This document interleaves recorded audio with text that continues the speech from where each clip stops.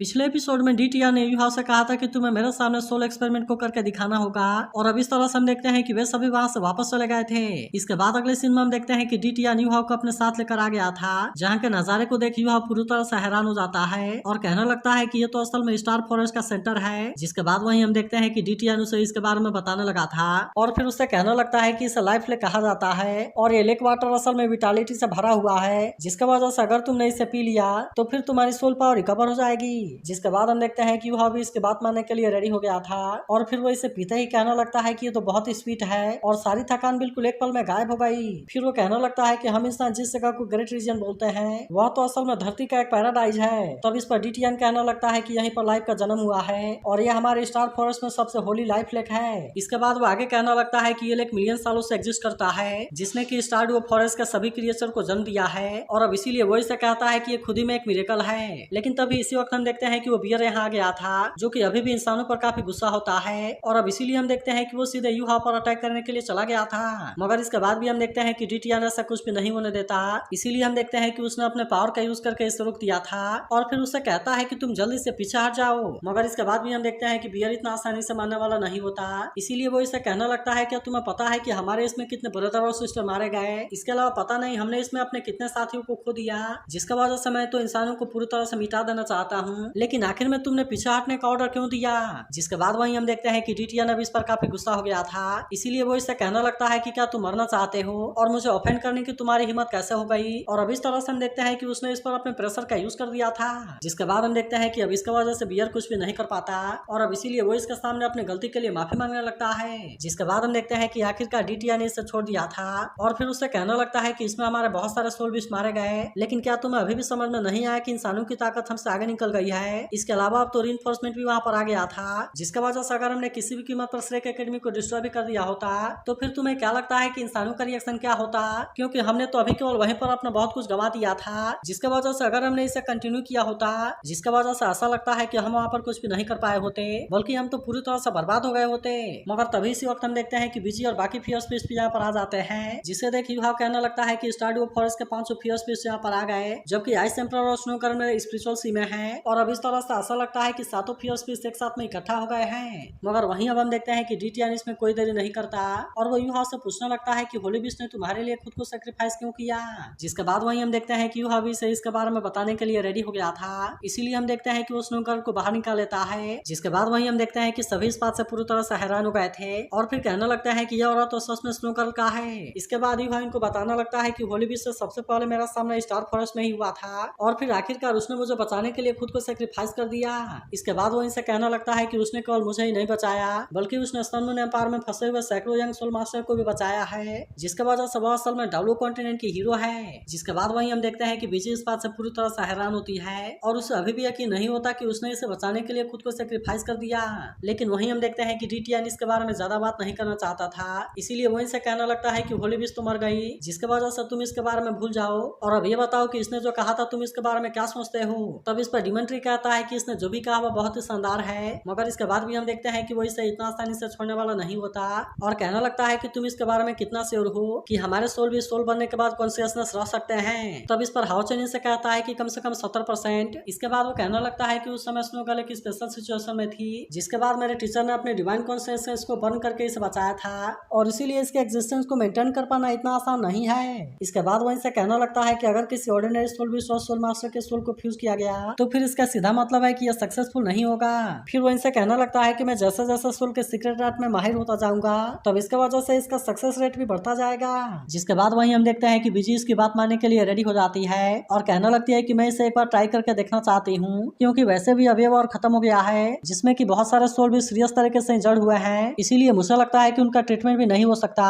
लेकिन अगर हम इस एक्सपेरिमेंट में कामयाब हो गए तो फिर कम से कम वो एग्जिस्ट तो कर सकते हैं। जिसके बाद वहीं हम देखते हैं कि डीटीएन भी इसके लिए पूरी तरह से रेडी हो गया था, इसीलिए वो इनसे कहता है कि चलो इसे ट्राई करके देखते हैं और फिर वही भाव से कहता है मैं उम्मीद करता हूँ कि तुम इसमें कामयाब हो जाओ। लेकिन इसके बाद हम देखते हैं कि वो सभी फियर स्पीस को अपने अपने टेरिटरी में जाने के लिए कहता है और इनसे कहता है कि तुम ऐसा सोल्विस को चूज करो जो कि इस एक्सपेरिमेंट में पार्टिसिपेट करने के लिए रेडी हो। लेकिन हम देखते हैं कि वो युवा को यहीं रखकर खुद को रिकवर करने के लिए कहता है और अब इस तरह से वो भी यहाँ से चला गया था। जिसके बाद वहीं टियानमेन कहने लगता है कि अगर सोल्विस के पास में सच में युवा का जैसा फोर्साइट होता तो फिर मुझे लगता है कि यह सब होता ही नहीं। जिसके बाद इसकी बात सुनकर ह्याओचन इसका तरफ देखने लगता है। तब इस पर टियानमेंग कहने लगता है कि सोल बीस्ट ने कभी भी एक होना नहीं सीखा और यही असली वजह है कि ये बीस्ट टाइड लॉन्च हुआ। फिर वो आगे कहने लगता है कि होली बीस्ट को पूरे कॉन्टिनेंट के सोल बीस्ट के डेस्टिनी के बारे में चिंता थी, क्योंकि इंसान लगातार टेक्नोलॉजी को डेवलप कर रहे हैं, जिसकी वजह से दिन प्रतिदिन चीजें चेंज होती रहेंगी, जबकि वे अभी भी एक दूसरे से फाइट करने में बिजी हैं। तब इस पर यूहाओ कहने लगता है कि अगर ऐसा नहीं होता तो फिर मुझे लगता है कि एम्परर टियान और बाकी लोगों ने तुम्हें बैन नहीं किया होता।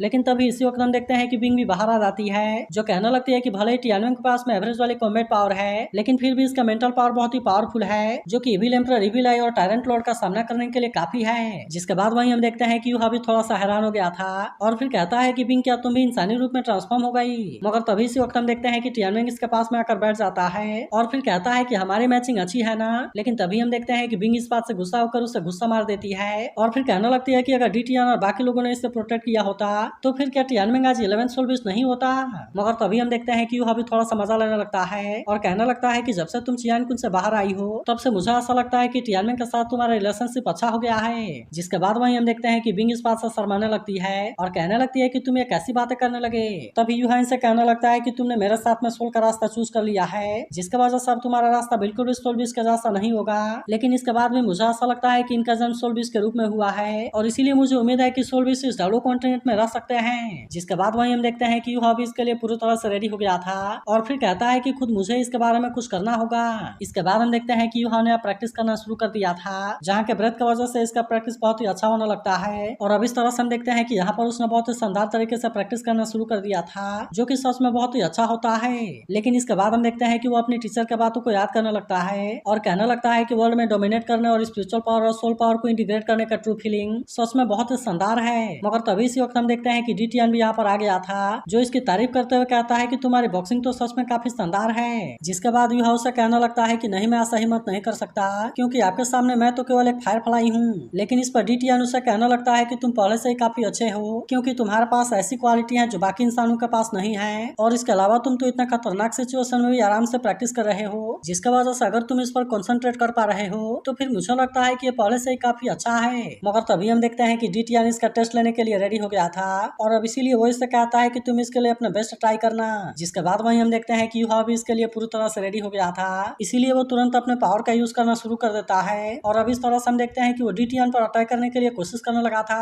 मगर हम देखते हैं कि डी टियान के सामने कुछ कर पाना इतना आसान नहीं होता, इसीलिए डी टियान ने इसके सारे अटैक को बहुत ही आसानी से रोक लिया था, जिसके वजह से यूहाओ इसका कुछ भी नहीं कर पाता। इसके बाद हम देखते हैं कि वो फिर से अपने पावर का यूज करके इस पर अटैक करता है, लेकिन इसके बाद भी इसका इस पर कोई असर नहीं होता। जिसके बाद हम देखते हैं कि यूहाओ स्वॉर्ड का यूज करके इस पर अटैक करने के लिए आता है, लेकिन इसके बाद भी हम देखते हैं कि डी टियान ने इसे बहुत ही आसानी से रोक लिया था। मगर इसके बाद भी हम देखते हैं कि वो इसे पूरा चांस देता है, इसीलिए वो इसे कहता है कि तुम अपने पूरा ताकत का यूज करके अटैक करो। जिसके बाद हम देखते हैं कि उसने भी हल्के से अपने पावर का यूज कर दिया था, जिसके वजह से कुछ देर के लिए ऐसा लगता है कि यूहाओ की सोल उसके बॉडी से बाहर हो गई। मगर इसके बाद भी हम देखते हैं कि यूहाओ इसके सामने इतना आसानी से हार मानने वाला नहीं होता, इसीलिए हम देखते हैं कि उसने फिर से अपने पावर का यूज करना शुरू कर दिया था, जिसके वजह से वहीं डी टियान भी इस बात से थोड़ा सा हैरान हो जाता है, क्योंकि अब तक उसने यूहाओ के इस पावर को नहीं देखा था और इसीलिए उसे इसके बारे में कोई अंदाजा नहीं होता। मगर तभी अचानक से हम देखते हैं कि यूहाओ फुल स्पीड से इसके ऊपर अटैक करने के लिए आ जाता है, जिसके बाद वहीं हम देखते हैं कि डी टियान भी इस बात से हैरान हो गया था और फिर कहने लगता है कि ब्रेथ तो इल्यूजरी बन गई।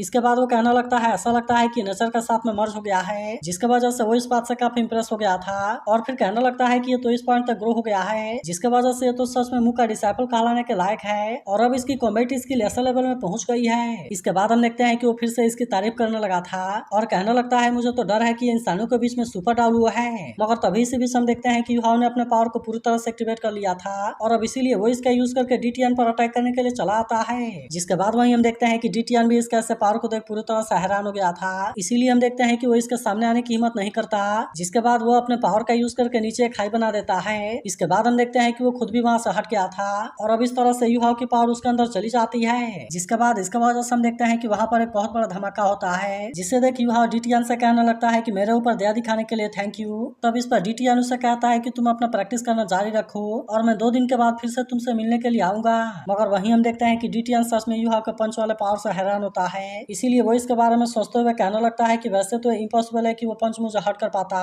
लेकिन इसके बाद भी मैं वहां से हटने के लिए खुद को नहीं रोक सका और इसीलिए कहीं ऐसा तो नहीं कि इसके पास में गॉड बनने का पोटेंशियल है। इसके बाद अगले सीन में हम देखते हैं कि 2 दिन के बाद बीजी वहां पर आती है, जिसके बाद वहीं हम देखते हैं कि डी टियान भी वहां पर आ गया था और फिर उससे पूछता है कि क्या सारी तैयारी हो गई। हुई। जिसके बाद बीजी से बताती है कि श्रेक एकेडमी के लोग भी यहाँ पर आ गए हैं। जिसके बाद वहीं हम देखते हैं कि यूहा भी इसके लिए रेडी हो गया था और अब इसीलिए डीटीएन कहता है कि चलो फिर यहाँ से चलते हैं। इसके बाद हम देखते हैं कि वो यूहा को सबके सामने लेकर आ गया था, जिसे देख बेई उसके पास में जाने के लिए कोशिश करता है, लेकिन हम देखते हैं कि मास्टर स्वान ने उसे कुछ भी करने से रोक दिया था और फिर वो डीटीएन से कहते हैं कि जैसा तय हुआ था हम अपने लोगों को लेकर यहाँ पर आ गए हैं। जिसके बाद हम देखते हैं कि डीटीएन भी इसमें कोई देरी नहीं करता, इसीलिए वो इनसे कहता है कि चलो फिर से शुरू करते हैं और फिर वो यूहा से कहता है कि अप्रूव करने की बारी तुम्हारी है और इसीलिए मैं उम्मीद करता हूँ कि सोल एक्सपेरिमेंट सक्सेसफुल हो जाए। तभी एक सोल भी डीटीएन से कहने लगता है कि हम इसके ऊपर कोई बैन क्यों नहीं लगा देते, क्योंकि अगर ये भाग गया तो फिर हम क्या करेंगे। लेकिन तभी हम देखते हैं कि डीटीएन गुस्से में इसकी तरफ देखने लगा था, जिसके वजह से वो इसके बारे में कुछ भी नहीं कर पाता।